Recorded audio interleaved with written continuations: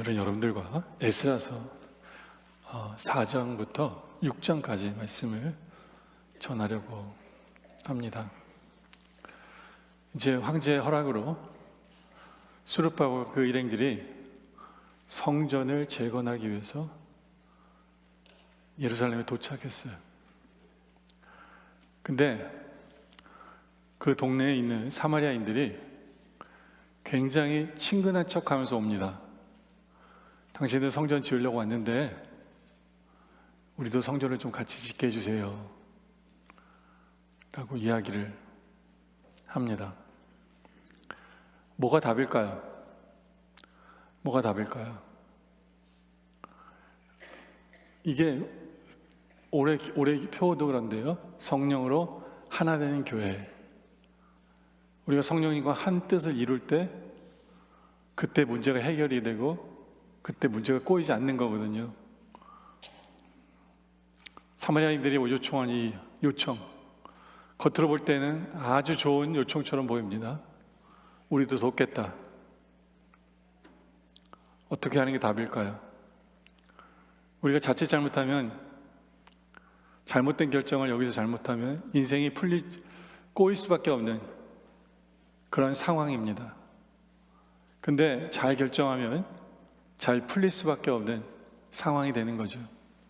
그렇죠? 그래서 오늘 설교 제목은 이렇게 풀어주십시오입니다. 이렇게 풀어주십시다. 이렇게 풀어주십니다. 언제요? 성령님께서 하나 되면. 성령님께서는 우리를 풀어주시는 분이다 라는 거예요. 첫째, 무엇으로부터? 거짓말로부터. 아까 읽었던 2절 보면 수르바벨과 족장들에게 나와 이르되 우리도 너희와 함께 건축하게 하라. 우리도 너희같이 너희 하나님을 찾노라. 그러니까 우리도 같이 건축하게 해달라고 얘기합니다. 성전을 건축하게 해달라고. 그러면서 아수르와 에살 핫돈이 우리를 이리로 옮게 한 날부터, 다시 말해서 북이스라엘이 멸망한 날부터 우리가 하나님께 제사를 이곳에서 드렸다라고 얘기를 합니다. 이제 우리도 동참하게 해달라. 근데 3절에 보니까 수르바벨과 예수와 기타 이스라엘 족종들이 이르되 우리 하나님의 성전을 건축하는데 너희는 우리와 상관이 없느니라 라고 너무나 단호하게 대답을 합니다. No. 여러분들 어떻게 이렇게 확신할 수 있을까요? 어떤 면에서 유일하게 확신하는 방법은 성경에 답이 있어요. 오늘 말씀 1절에 있어요. 사로잡혔던 자들의 자손이 이스라엘 하나님 여호와의 성전을 건축한 다음을 유다와 베냐민의 대적이 듣고 와서 얘기했다라고 얘기해요. 그리고 2절에 말한 사람이 누구예요? 사마리아인들이거든요. 다시 말해서 성전은 그 사마리아인들을 유다와 이스라엘의 성전 건축하는 사람들의 대적이다라고 정의를 내려주세요. 성경이 내려주시는 거기 때문에 이거는 왈가왈부 할 수 있는 문제가 아니에요. 이 사람들 조인하면 재정적으로도 도움이 될 텐데요. 이 사람들이 조인하면 정치적으로도 도움이 될 텐데요. 여러 가지 좋은 점 많겠죠. 그렇죠? 그래서 성경이 No, 그들은 너희의 대적이다 라고 하는 순간 우리는 그 뜻에 따라야 돼요. 그렇지 않으면 인생은 꼬이기 시작합니다. 인생이 꼬이기 시작해요. 예? 물론 안 그래도 꼬여요. 그래도 더 꼬일 수 있는 문제들이 많거든요. 이들이 노합니다. 노했더니 이제 이들의 존재를 드러냅니다. 이들이 5절에 바사왕 고레스의 시대부터 바사왕 다리오의 즉위할 때까지 관리들에게 뇌물을 주어 그 계획을 막았어요. 뇌물을 줘가지고 주위에 있는 관리들에게 뇌물을 줘서 성전을 짓는 것을 계속해서 딜레이를 시킵니다. 언제까지 딜레이를 시켜요? 언제까지 딜레이를 시켜야 될까요? 이걸 오케이 한 사람이 누구예요? 고레스 왕이죠. 고레스 왕이 죽을 때까지 딜레이를 시켜야 되는 거예요.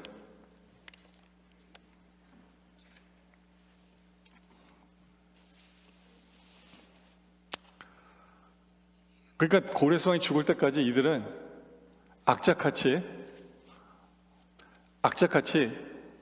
뇌물을 줘서 막습니다. 참 나쁜 놈들이죠. 어떻게 이렇게 악착 같을 수 있을까요? 그렇죠? 그리고 이제 고레스 왕이 죽고 4장 9절에 또 아하수에로가 즉위할 때 그들이 글을 올려 유다와 예루살렘 주민을 고발을 합니다. 뭐라고 고발합니까? 왕이 아뢰나이다. 당신에게서 우리로 올라온 유다 사람들이 예루살렘에 이르러 이 패역하고 악한 성읍을 건축하는데 이미 그 기초를 수축하고 성곽을 건축하오니.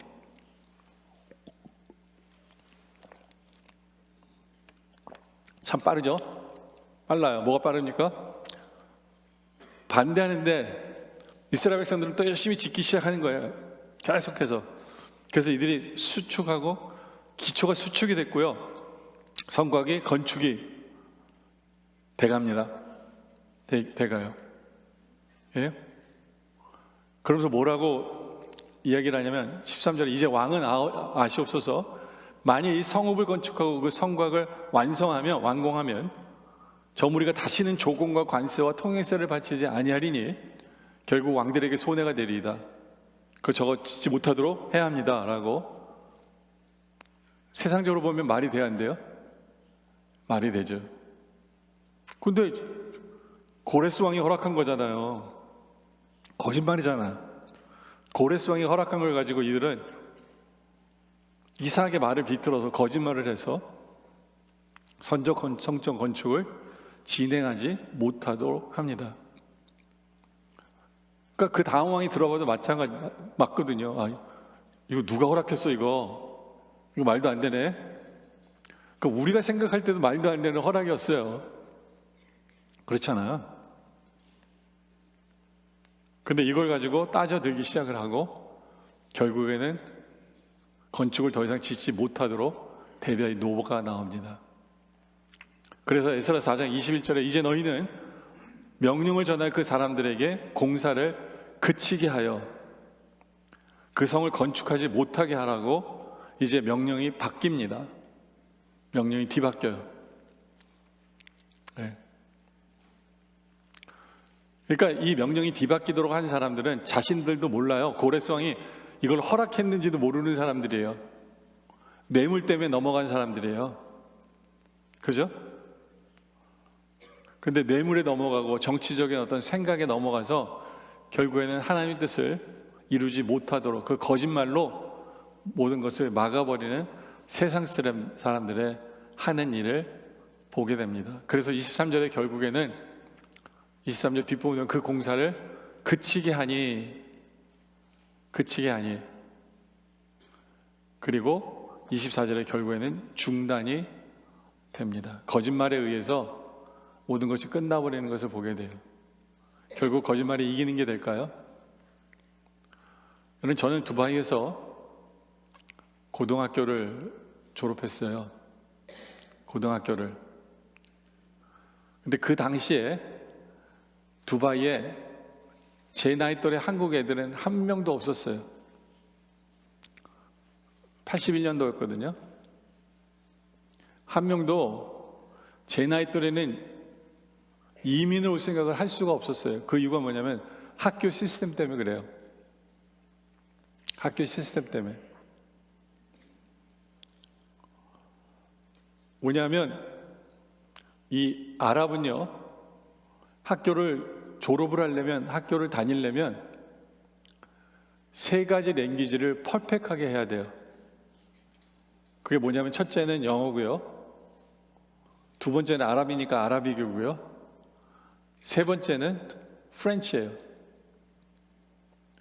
그래서 이 프렌치를 하면 안 할 수가 없는 게 뭐냐면 프렌치 시간이 필수거든요. 근데 프렌치 선생님이 와서예요. 한국처럼 한국분이 프렌치 시간에 와서 프렌치를 가르치는 게 아니에요. 못 알아듣느냐 안 못 알아듣느냐 결정이 끝나요. 거기다 아라빅만 하는 게 아니라 히스토리를 또 아라빅으로 해요. 그러니까 아라빅 모르면 히스토리도 빵점이에요. 예? 거기다 아라빅 해야 되죠. 영어 해야죠. 근데 영어는 저랑 완전히 수준이 차원이 달라요. 거기다 수학을 했는데 다행히 수학은 영어로 해요. 그리고 과학은 다행히 영어로 해요. 다행히도.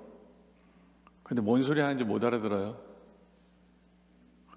그래서 이 세 과목을 꼭 해야만 학교를 다닐 수 있기 때문에 아무도 제 나이 또래는 일반 학교를 다닌 사람이 아무도 없었어요. 그 당시에. 유일하게 저 빼고. 근데 갔더니 진짜 안 되겠더라고요. 그 교장 선생님을 만나 인터뷰를 하러 갔는데 딱 보니까 뭐 프렌치나 아라빅은 아예 한마디도 모르니까 물어보지도 않고요. 예? 너 영어나 수학은 좀 하냐? 그러더라고요. 제가 수학은 좀 합니다. 그랬더니 그 학교에서 영어 시험 문제를 주고요. 수학 문제를 주면서 이 두 개를 풀어오라고 하더라고요. 근데 제가 수학은 원체 잘했어요. 제 자랑 같지만 한국에서도 그 수학 경시대회에 나가서 그 5등 안에 들고 했었거든요. 그러니까 너무 쉽더라고요. 96점인가 맞았는데 그것도 영어를 몰라서 96점이지 수학 문제가 어려워서가 아니었어요. 근데 영어는 어렵더라고요. 영어는 간신히 50점인가를 넘었어요. 그것도 제가 비싼 과외를 다녀서 그만큼 한 거예요. 일반 학생들은 그것도 따라갈 수가 없을 것 같더라고요. 그랬더니 교장이 저한테 서제스트를 해요. 뭐라 서제스트하면 야, 네 수학 점수를 보면 12학년 해도 되겠고 네 영어 점수를 하면 넌 12학년 하면 안 되겠다. 네가 정해라. 12학년 하고 싶니? 11학년 하고 싶니? 저보러 정하래요. 그래서 12학년 하죠. 해서 졸업반으로 들어간 거예요. 딱 6개월 남았는데. 저는 한국에서 고등학교를 1년 반 다니고요. 두바이에서 6개월 다니고 졸업을 한 사람이에요. 남들은 3년 만에 졸업을 하는데 저는 2년 만에 졸업을 했어요. 근데 전교 학생이 몇 명이었냐면 18명이었는데 남들은 몰라요. 제가 꼴찌로 졸업한 것만 알지 내 뒤에 4명이 졸업을 못한 걸 몰라. 왜냐면 한 과목이라도 페일을 하면 졸업을 안 시키거든요. 그러니까 아라빅이나 프렌치나 뭐 과학이나 뭐 이런 거 있잖아요. 히스토리나 한 과목이라도 60점 미치면 졸업을 안 시켜. 근데 제가 무슨 수로 합격을 합니까? 그렇잖아요. 학교에서도 알아요. 근데 방법이 없잖아요. 근데 짝은 좋은 짝을 붙여줬어요. 제 짝이 18명 중에 제일 공부 잘하는 애였어요. 그래서 제 짝한테 부탁을 했어요. 시험 전날 매번 그래요. 야, 예상 문제에다가 답을 써서 나한테 달라고 그러. 예상 문제에다가 답을 써서 달라고. 그러면 항상 제 친구는 성실하게도 제가 예상 문제를 만들어서 답을 거기다 다 써서 저한테 줘요. 근데 그 나라는 희한하게 답안지가 어디 있냐면 답안지가 제 책장 서랍에 있어요. 답안지가. 그러니까 에세이 쓰는 노트북 있잖아요. 그게 시험 볼 때 쓰는 답안지예요. 그래서 시험 보러 들어갈 때 그거 한 권 가지고 들어가서 거기다 답을 쓰고 그 책을 주고 오면 시험을 다 보는 거예요. 그러니까 어떻게 했을까요, 제가? 저는 프렌치 한마디도 몰라요. 아랍의 한 글자도 쓸 줄도 몰라요. 그 전날 제 친구가 만들어서 주면 저는 이제 집에 가서 제가 그려요. 그리는 게 맞아요. 뭔 소리인지 모르니까. 아라빅을 그리고 프렌치를 그려요.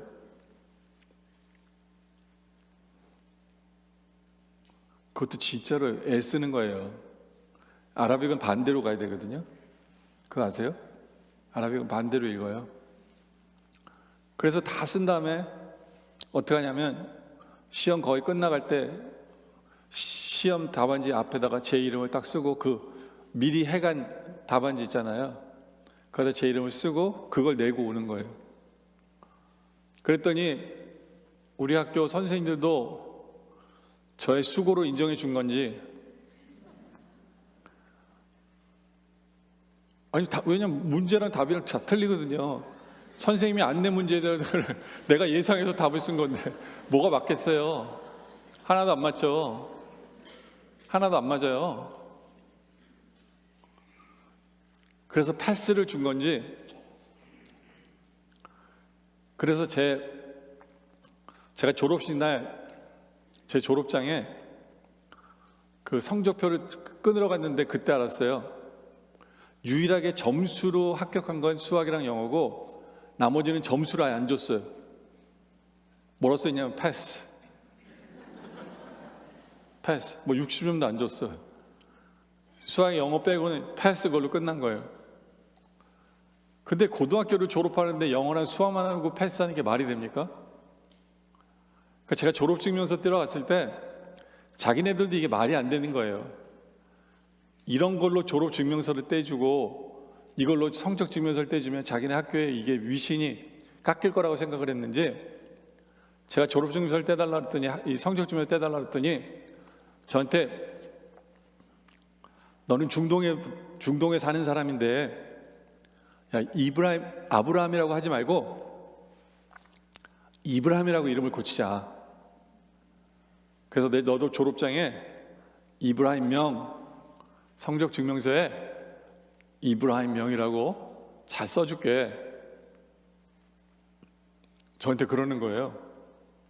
근데 저는 그 당시에 뭐 세상적인 거나 이런 건 전혀 아무것도 몰라. 근데 딱 하나 신앙적으로 꺼리끼더라고요. 나는 이브라임이 아니라 아브라함이야. 딱 그거 하나였어요. 딱 그거 하나. 그래서 싫다고. 아브라함으로 해달라고. 근데 그때의 그 결정이 제 인생에 얼마나 중요한 결정인지 나중에 알았어요.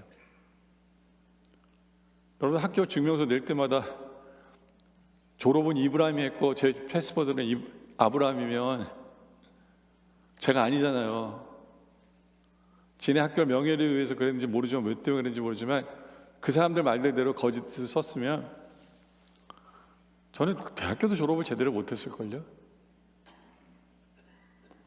근데 그렇게 우여곡절 끝에 하나님의 은혜로 졸업은 했죠. 근데 이럴 때 하나님의 은혜를 쓰는 것에 대해서 되게 창피해요. 왜냐면 컨닝으로 된 거니까. 예. 그리고 이제 대학을 들어가야 되는데, 미국에 와서 대학을 들어가야 되는데, 그런 고등학교 졸업장과 그런 성적 증명을 가지고 어느 미국의 대학교에서 받아주겠어요? 안 받아주죠. 가는 데마다 다 안 된대. 근데 하필이면 그 당시에 한국 신문에 광고가 났어요. 미국 대학 다니고 싶습니까? 예? F1 guarantee? 예? If you are Korean. 다른 거 요구하는 게 아니에요. 한국 사람이면 무조건 F1 비자 준대요. 흑인만 아니면 되는 거예요. 그래서 그 학교 봤더니 미국의 법은요, 이 학교로 존속이 남아있으려면 20%가 다른 살색을 가지고 있는 사람들이 그 학교를 다녀야 학교가 남아있을 수 있는 거예요. 근데 이 학교는 거의 99%가 흑인이다 보니까 정부에서 문 닫으라고 나온 거예요. 그러니까 한국 사람들이 이 학위에 대한 열의가 있는 걸 알고 그렇게 온 거예요. 제가 제일 빨리 어플라이 했죠. 그리고 제일 차로 됐어요. 지금으로 생각하면 말도 안 되는 거예요. 말도 안 되는 졸업장, 말도 안 되는 학교 성적, 그걸 가지고 말도 안 되는 대학이죠. 근데 솔직히 제가 말도 안 되는 대학이라고 그러면 그 졸업생들은 저 욕해요. 그 사람들은 프라이드가 있어요. 지금도 여러분들 볼티모어 가보시면 흑인들한테 물어보세요. 예? 나 카펜스테 칼리지 나왔다 그러면 그 좋은 데 나왔네. 흑인들한테는 굉장히 유명한 교회예요. 유명한 교회가 아니라 학교예요. 제가 그런 데 나온 사람이에요. 근데 졸업하지 않았어요. 왜냐면 거기 나와서는 뭐 취직도 아무것도 안 되겠더라고요. 근데 제가 1, 2학년 때 공부를 다행히 잘해가지고 올레를 맞아서 트랜스퍼 해가지고 유니버시티 오브 메릴랜드 볼티모어 카운티에 들어가게 된 거예요. 그리고 거기를 졸업해가지고 하니까 이제는 대학원을 웨스트민스터를 나오게 된 거예요. 그러니까 남들은 제가 웨스트민스터를 나왔다 그러면 밑에도 되게 좋은 데를 다니는 줄 알아요. 근데 아니에요. 어떻게 이런 사람이 여길 들어갈 수 있어? 라고 할 수 있는. 근데 이거 참, 외국 사람들도 그렇고 한국 사람들도 그렇고 자기들의 속임수에 자기들이 넘어가는 거예요. 미국 사람들도 그래요. 제일 중요시 여기는 건 대학원 어디 나왔어, 대학을 어디 나왔어 중요하잖아요. 그 다음부터는 고등학교를 어디 나왔어를 물어보는 사람이 아무도 없는 거예요. 그러니까 저는 아무런 문제가 없었던 거죠. 그렇죠? 그런 세상 속에 살다 보니까 그래도 하나님의 은혜로 내 인생이 뒤죽박죽될 수밖에 없는 그런 내 삶도 그래도 그거 하나, 아니야 난 아브라함이야 라고 하는 신앙의 어떤 그 결단 하나로 하나님께서 내 인생을 얽매이지 않고 풀어주신 것을 보게 되거든요. 진짜 거기서부터 매이기 시작하면 와, 내 인생은 어땠을까? 생각만 해도 끔찍해요. 생각만 해도 끔찍해요. 근데 중요한 것은 우리 하나님께서는 우리가 거짓말하지 아니하고 정직하게 문제를 풀어나가려고 할 때 거기에 답이 있고 결국에는 그것 하나로 풀어주시는 하나님이심을 경험하게 되는 거예요. 그게 우리 하나님이에요. 그러니까 우리에게는 끝이 없어요. 우리가 결단하는 그 순간부터는 우리의 인생은 다시 시작이고 우리의 인생은 풀어지기 시작하는 인생이다. 우리 인생을 풀어주시기 시작하시는 그 하나님의 은혜를 확신하시기 바랍니다. 제 인생을 바라보면 도저히 해결할 수 없는, 풀 수 없는 그 문제 속에서 그냥 그거 하나, 난 아브라함입니다. 아브라함입니다. 전 이브라임 아니에요. 그거 하나로 더 이상의 제 인생은 얽매이지 않았다라는 거죠. 감사하게도. 두 번째는 이렇게 하나님 풀어주세요. 형통을 맡고 있는 것들로부터 풀어주십니다. 이스라엘 백성들이 15년 동안 건축을 하다가 15년 동안 건축을 안 하다 보니까 경험하는 게 있었어요. 경험하게 되는 게 있었어요. 그게 뭐냐면 그들의 인생이 불통이 되고 있는 것을 경험합니다. 학개서 1장 6절에 보니까 이 학개 선지자는 에스라서 선지자야 똑같은 시대의 선지자거든요. 이 선지자가 얘기해 너희가 많이 뿌릴지라도 수확이 적으며 먹을지라도 배부르지 못하고 마실지라도 흡족하지 못하며 입어도 따뜻하지 못하며 일꾼이 싹을 받아도 그것을 구멍 뚫어진 전대에 넣음이 되었느니라. 이게 뭐예요? 모든 것이 꼬이기 시작하고 불통이 되는 거죠. 수고하면 뭐예요? 안 풀리는 거예요. 이스라엘 백성들이 성전 건축을 멈춘 지 15년 동안 이들의 인생에 이랬어요. 그리고 선지자가 이 말을 했을 때 그거를 듣는 모든 이스라엘 백성들이 동의했어요. 맞아. 내 인생이 어떻게 저럴 수밖에, 왜 내 인생이 저렇지? 어떻게 하면 불통이 형통이 될 수 있을까? 이것에 대한 고민을 하게 되는 거죠. 근데 다행히도 이들에게는 하나님의 말씀을 전하는 에스라와 학개가 있었어요. 이들이 다시 성전을 건축하라라는 명령을 내립니다. 그리고 그 명령 앞에서 이들이 순종해요. 그랬을 때 순식간에 불통이 형통으로 바뀌는 것을 보게 하십니다. 5장 2절에 보면 이에 수알드의 아들 수르바벨과 요사의 아들 예수아가 일어나 예루살렘에 있던 하나님의 성전을 다시 건축하기 시작하며 하나님의 선지자들이 함께 있어 그들을 돕나니. 보세요. 이게 굉장히 모든 게요 급속도로 진행됩니다.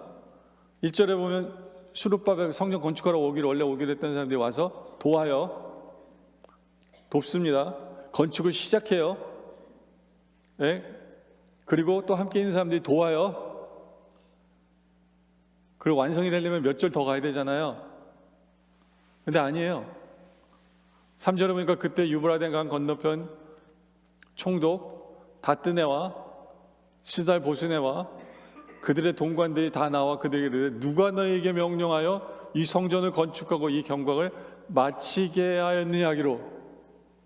딱 한 절 만에 끝난 거예요. 성전 건축이. 얼마나 많이 이들이 전화 쓰면 정말 순식간에 건축하기로 결단하는 순간 하나님의 성전이 완공이 될 수 있었을까요? 근데 중요한 것은 이들이 하나님의 말씀을 듣고 죽으면 죽으리라 하고 결단하고 순종하는 순간 불통이 형통으로 바뀌게 되고 죽을 수밖에 없는 이들이 오히려 더 살게 되는 것을 경험하게 돼요. 이들은 아마 목숨을 내리고 했을 거예요. 왜요? 성전 건축하면 죽을 줄 알아? 황제의 명을 내린 거예요. 노. 그리고 멈춘 거잖아요. 근데 황제 허락 없이 이들이 뭐 한 거예요? 아마 밤늦게 열심히 모여가지고 열심히 몰래 지었겠죠. 완공했어요. 이제는 정부에서 알았어요. 이거 도대체 누구 명령이야? 난리가 납니다. 예? 그래서 6장 1절에 이에 다리오 왕의 조서를 내려 문서 창고 곧 바벨론의 보물을 쌓아둔 보물 정각에서 조사하게 하며 메대도 메데아 궁정에서 한 두루마기를 찾았으니 거기에 기록된 것을 발견하게 됩니다. 이게 무슨 얘기냐면 여러분들 성전을 건축이 완공이 됐잖아요. 그러니까 이제 나라에서도 난리가 난 거예요. 전전 황제가 노한 거를 지어버린 거잖아요. 그럼 이제는 이걸 모르고 있었던 사람들도 이제 죽은 거고 죽은 목숨이에요. 그렇죠? 근데 또 누가 더 난리가 났을까요? 그 전전전 황제 때 고레스가 지으라고 명령한 것을 뇌물을 줘가지고 막았던 그 사람들도 이제는 더 알아보면 이제 우리도 죽은 목숨이네. 이제는 대역전인 거예요. 예전에는 이스라엘 백성들이 불통이었어요. 형통이 없었어요. 그러나 이들이 말씀에 순종하는 순간 이제는 적들이 불통에 경험하게 되는 거예요. 이제는 적들이 위험하게 되는 거예요. 그래서 알아보다 보니까 다리오 왕이 그 명령을 내린 것까지 알아보게 된 거예요. 오케이 한 것을 알아보게 된 거죠. 근데 하필이면 다리오 왕이 그 조서를 내린 게 메대와 궁성에서 두루마기를 찾았다. 이게 뭐냐면 왕의 별장에서 찾은 거예요. 그러니까 왕이 진물을 한 곳에만 보는 게 아니라 여러 군데서 보잖아요. 그러니까 일을 얼마나 열심히 했으면 왕의 이 명령을 찾을 수 있었을까요? 그죠? 아마 고레스가 이 명령을 내린 줄을 모르고 불순종을 얻어낸 사람들이 더 열심히 했었을 거예요. 아니에요. 고레스 왕이 먼저 명령 내린 거예요. 우리는 황제에게 불순종한 게 아니에요. 더 뒤져보면 고레스 왕이 오케이 한 거예요. 보세요 하고 이들은 또 지네들 나름대로 열심히 한 거죠. 그렇죠? 그래서 찾아냈어요. 근데 찾아내고 보니까 더 놀란 게 뭐냐면 원래 이들이 성전 건축한 것보다 더 크게 짓는 도면을 준 거예요. 고레스 왕이 더 크게 지라고 준 거예요. 그리고 더 크게 짓는 것뿐만 아니라 짓다가 재정적인 문제가 발생을 하면 어디서 그 모든 재정을 받게 돼 있냐면 그 고레스 왕이 살던 그곳에서 받게 돼 있었어요. 다시 말해서 성전 건축을 반대하던 사람들의 세금에서 그거를 받아서 교회를 짓게 된 거예요. 그러니까 이거는 그냥 불통이 형통으로 바뀐 게 아니라 엄청난 형통으로 바뀐 거예요. 졌더니 이제는 나머지 재정도 다 채워줘.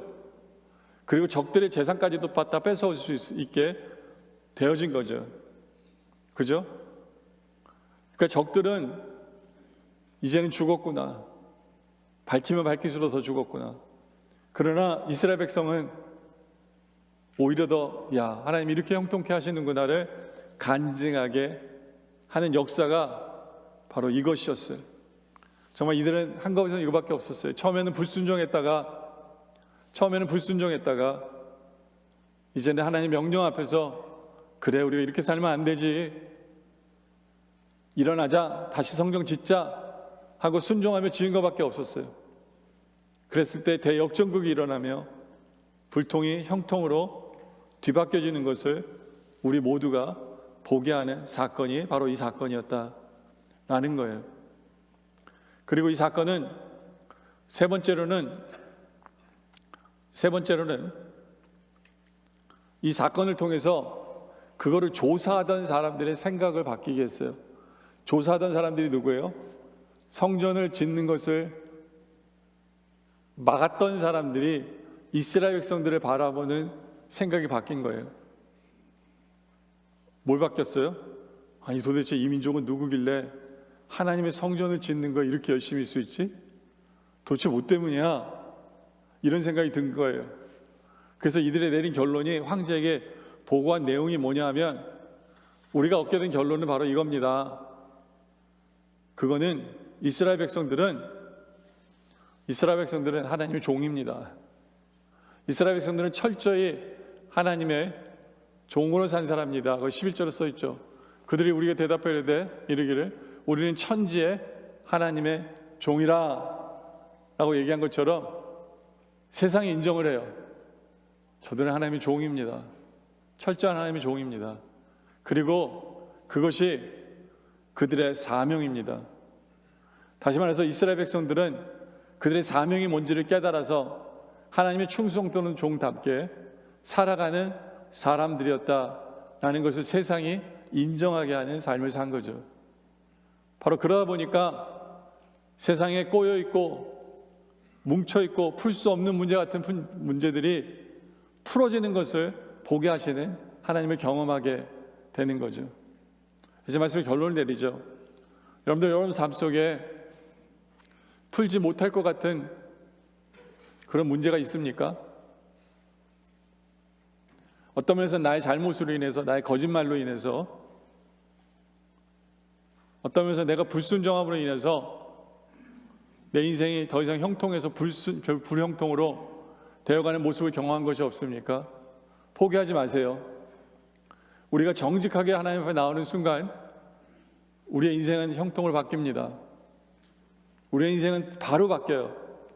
우리가 불순종에서 순종으로 하나님 앞에 나오는 순간 우리의 인생은 바로